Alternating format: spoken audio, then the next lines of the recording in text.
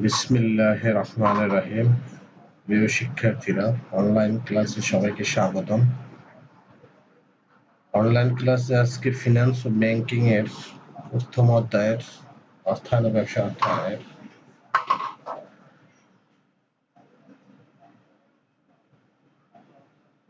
অর্থায়নের শ্রেণীবিভাগ পার্ট 1.2 অর্থায়নের শ্রেণীবিভাগ পার্ট 1.3 এর কারবারি অর্থায়নের গুরুত্ব নিয়ে আলোচনা করা হবে।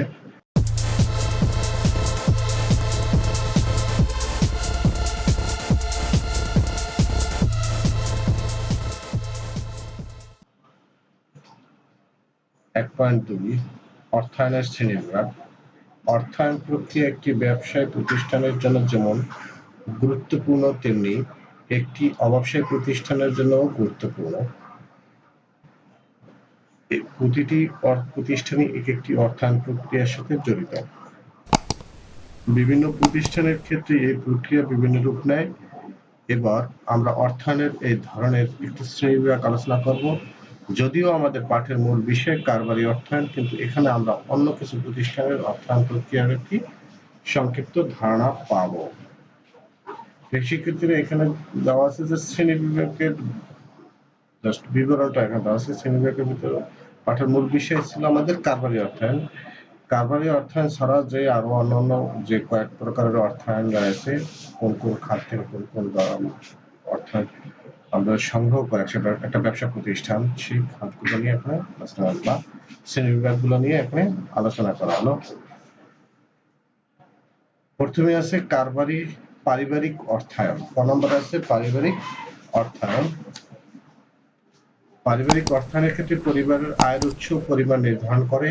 সেই আয় কিভাবে ব্যয় করলে পরিবারের সদস্যদের সর্বাঙ্গীন মঙ্গল হয় তা নির্ধারণ করা হয়। পারিবারিক অর্থায়নটা হচ্ছে একটা পরিবারের ভিতরে কোন কোন উৎস থেকে আয় আসবে এবং আয়গুলো কিভাবে ব্যবহার করলে ভবিষ্যতের জন্য একটা অর্থ রেখে দেওয়া যাবে। পরিবারের প্রয়োজনীয় অসংখ্য ব্যয়ের মধ্যে অগ্রাধিকারের ভিত্তিতে অধিক গুরুত্বপূর্ণ ব্যয়গুলো পূরণ করা হয়। পরিবারের আয় যদি ব্যয়ের জন্য যথেষ্ট না হয়, তবে বিভিন্ন আত্মীয়-স্বজন, পরিচিত ব্যক্তি, বন্ধু-বান্ধব থেকে অর্থ ঋণ হিসাবে নেওয়া যায়। নিয়মিত আয়ের সাথে সঙ্গতি রেখে নিয়মিত ব্যয়সমূহ নির্ধারণ করা হয়।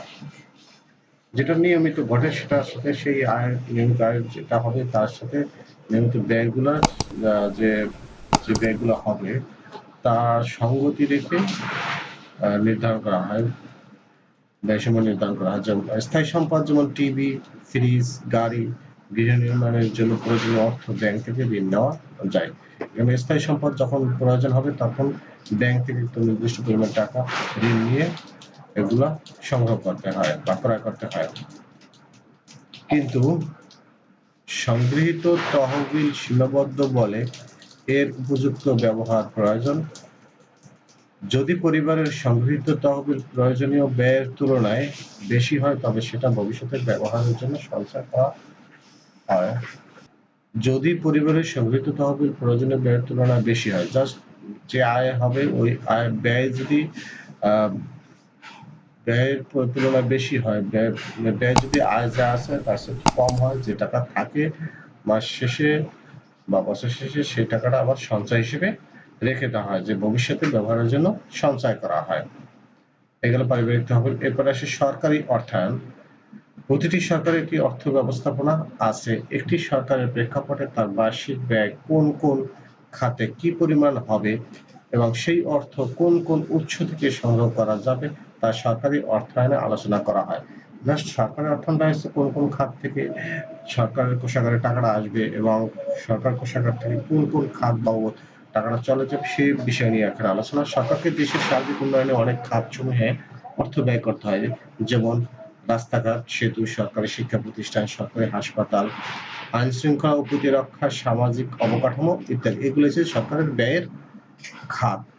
এই ব্যয় নির্বাহের জন্য সরকারকে বিভিন্ন উৎস হতে অর্থ সংগ্রহ করতে হয়, যেমন আয়কর, মূল্য সংযোজন কর, গিফট ট্যাক্স, আমদানি শুল্ক, রপ্তানি শুল্ক, সঞ্চয়পত্র, প্রাইজ বন্ড, ট্রেজারি বিল ইত্যাদি।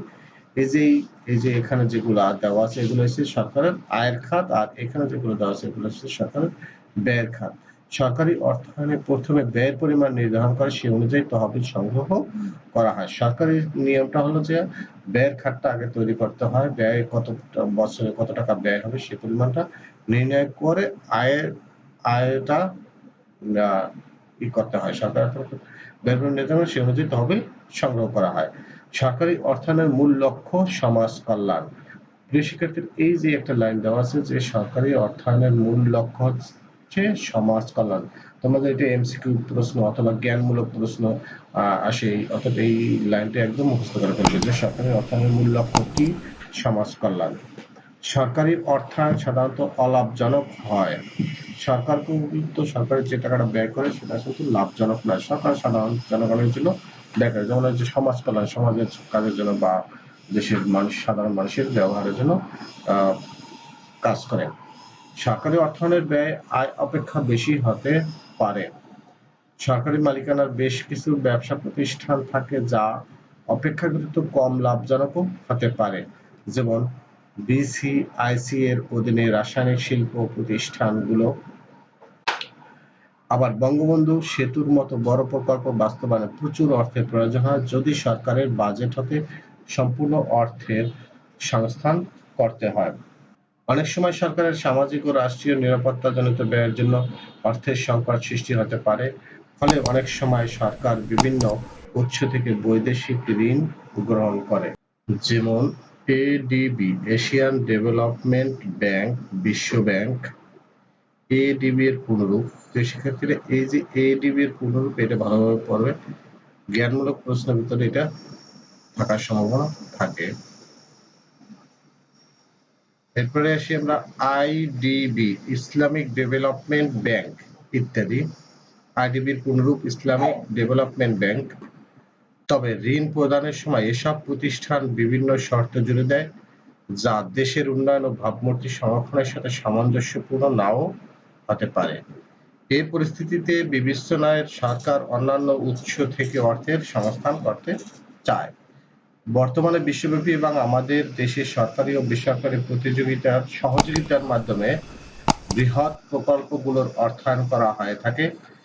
এই ধরনের অর্থায়ন প্রকল্পকে ট্রিপল পি মানে PPP, public private partnership, triple পির পূর্ণরূপ। এই পূর্ণরূপগুলা একদম মুখস্থ করে ফেলবে, এগুলো জ্ঞানমূলক প্রশ্নে আসে বা এমসিকিউ প্রশ্নতেও আসতে পারে।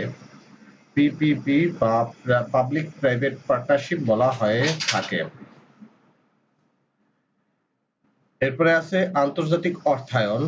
আন্তর্জাতিক অর্থায়নে আমদানি ও রপ্তানির খাতগুলো নিয়ে বিশ্লেষণ করা হয়।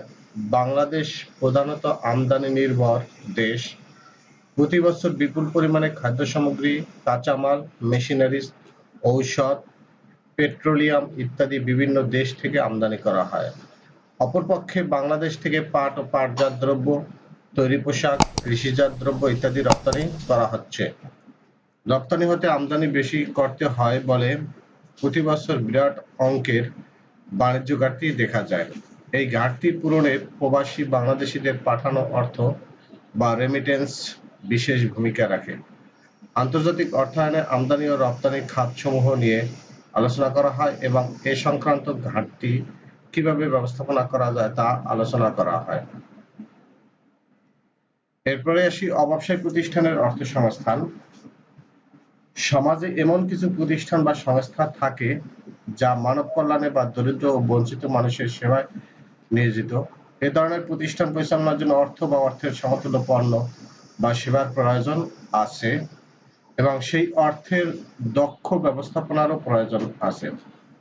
এক্ষেত্রে অর্থায়ন যে ভূমিকা রাখে তা হচ্ছে অর্থ ও অর্থ সমতুল্য সম্পদ সংগ্রহের উৎস চিহ্নিতকরণ এবং তার সুষ্ঠু ব্যবহারের মাধ্যমে প্রতিষ্ঠানটির সেবামূলক উদ্দেশ্যকে সফল করা। উদাহরণ হিসেবে বলা যায় একটি এতিমখানা মুনাফা ভিত্তিক প্রতিষ্ঠান নয়, তবে এটিরও অর্থের প্রয়োজন আছে।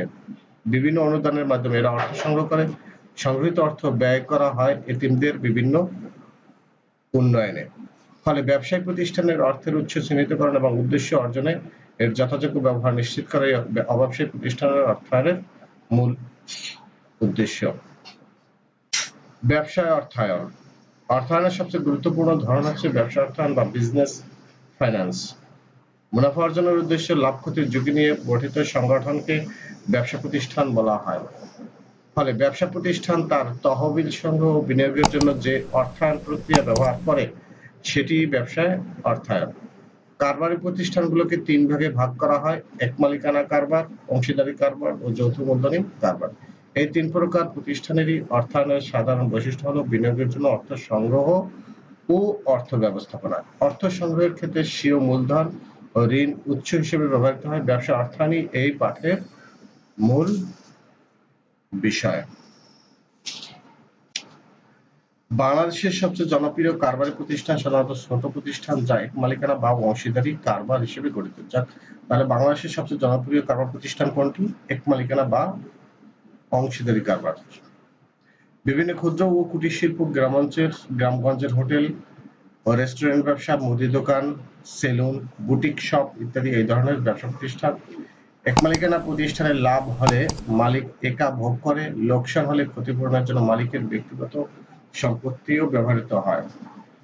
অংশীদারি প্রতিষ্ঠানে অংশীদারদের মধ্যে ঝুঁকি বণ্টিত হয় বিধায় ব্যবসার আর্থিক ক্ষতি বহনে ব্যক্তিগত সম্পত্তি ব্যবহারের জন্য প্রস্তুত থাকতে হয়।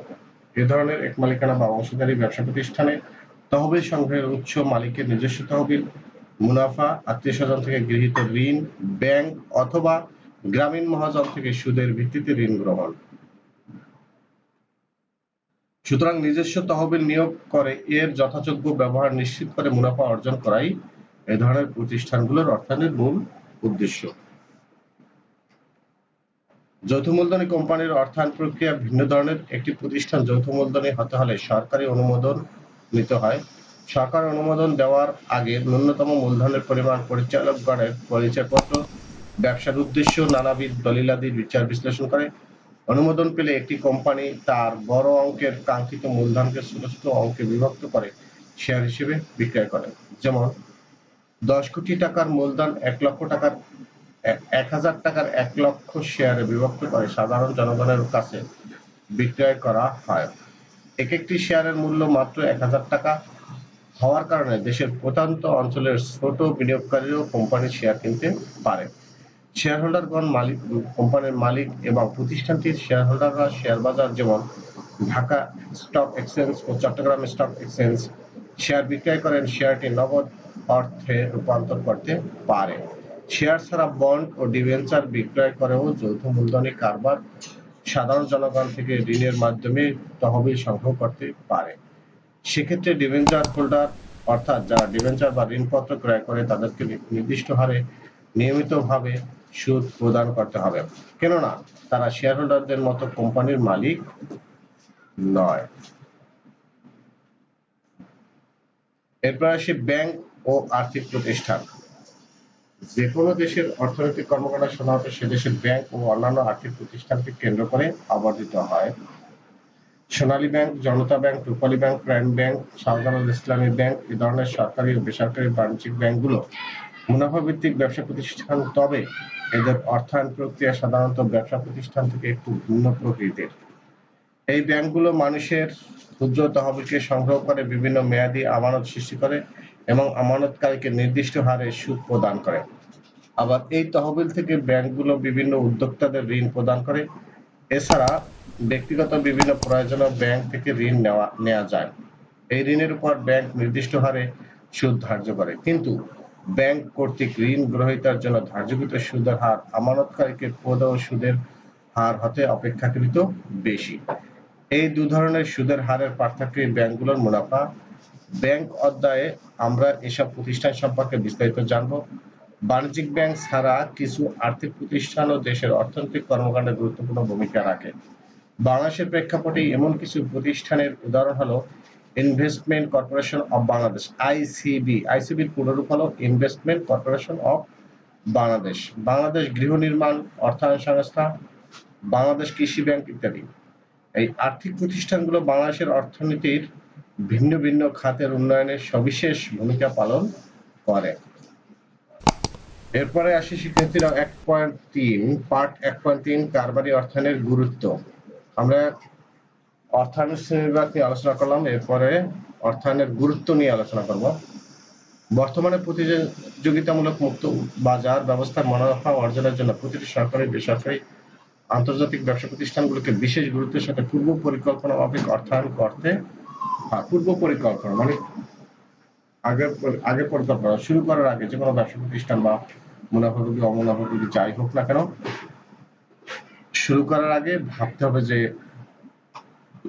অর্থায়ন কিভাবে আমরা সংগ্রহ করব বা কোথা থেকে সংগ্রহ করব ইত্যাদি। সুচিন্তিত সুদক্ষ অর্থায়ন ব্যবস্থাপনার ব্যবহারে ব্যবসা প্রতিষ্ঠানগুলোর ঝুঁকি হ্রাস পায় এবং মুনাফা বৃদ্ধি পায়। তাহলে যদি আমরা এই পূর্ব পরিকল্পনার মাধ্যমে যদি আমরা ব্যবসাটা শুরু করি তাহলে ঝুঁকি হ্রাস পায় এবং মুনাফা বৃদ্ধি পাবে। নিচের ব্যবসাসমূহ বিষয়সমূহ অর্থায়ন ব্যবস্থাপনাকে অধিক অর্থবহ করে তোলে। ব্যবসায়িক মূলধন সংকট। বাংলাদেশের প্রেক্ষাপটে অর্থায়ন সম্পর্কিত ধারণা বিশেষ গুরুত্ব বহন করে। বাংলাদেশ একটি উন্নয়নশীল দেশ বলে আর্থিক সংকট ব্যবসা প্রতিষ্ঠানগুলোর জন্য একটি নিত্য নৈমিত্তিক ঘটনা।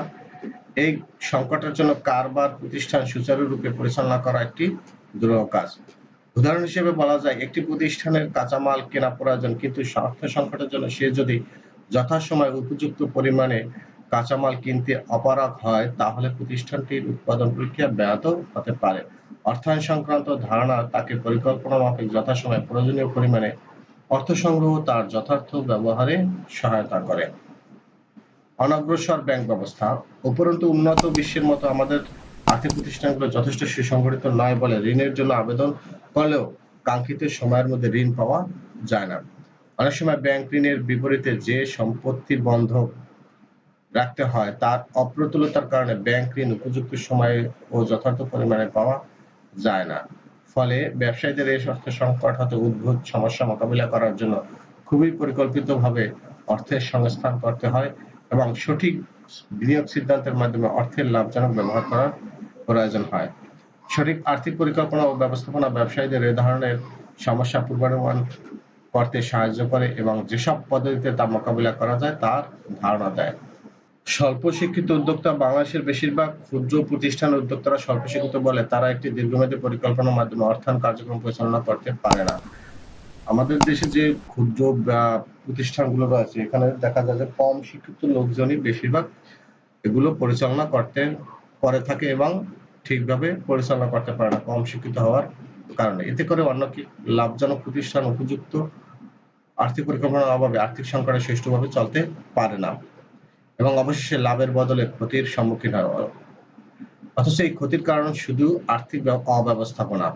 অর্থায়ন ব্যবস্থাপনা বিষয়ক জ্ঞান থাকলে সহজেই একজন ব্যবসায়ী পরিকল্পনা মাফিক স্বল্প মূল্যে প্রয়োজনীয় পরিমাণ অর্থ সংস্থান করে তার সঠিক বিনিয়োগের মাধ্যমে ব্যবসা পরিচালনা করে পর্যাপ্ত মুনাফা অর্জন করতে পারে। উৎপাদনমুখী বিনিয়োগ ও জাতীয় আয়। একটি সফল বিনিয়োগ জাতীয় আয় বৃদ্ধিতে প্রত্যক্ষ ভূমিকা রাখে। অর্থায়ন বিষয়ক জ্ঞানের প্রয়োগে একজন ব্যবসায়ী বিনিয়োগের বিভিন্ন প্রকল্পগুলোর মধ্যে ভবিষ্যৎ আয় ব্যয়ের সম্ভাব্যতা বিশ্লেষণ করে সবচেয়ে লাভজনক প্রকল্পটি বেছে নিতে পারে। এই ধরনের লাভজনক বিনিয়োগ কারবারের জন্য যেমন অর্থবহ তেমনি সারা দেশের অর্থনৈতিক উন্নয়নের জন্য বিশেষ গুরুত্বপূর্ণ। প্রিয় শিক্ষার্থীরা, আজকে ফিনান্স ও ব্যাংকিং এর প্রথম অধ্যায়ের অর্থায়ন ব্যবসা অর্থায়নের 1.2 1.3 পার্ট নিয়ে আলোচনা করা হলো। এরপরে আবার অন্যান্য বিষয় নিয়ে আলোচনা করা হবে। আজকে পর্যন্ত সবাই ভালো থাকবে। আল্লাহ হাফেজ।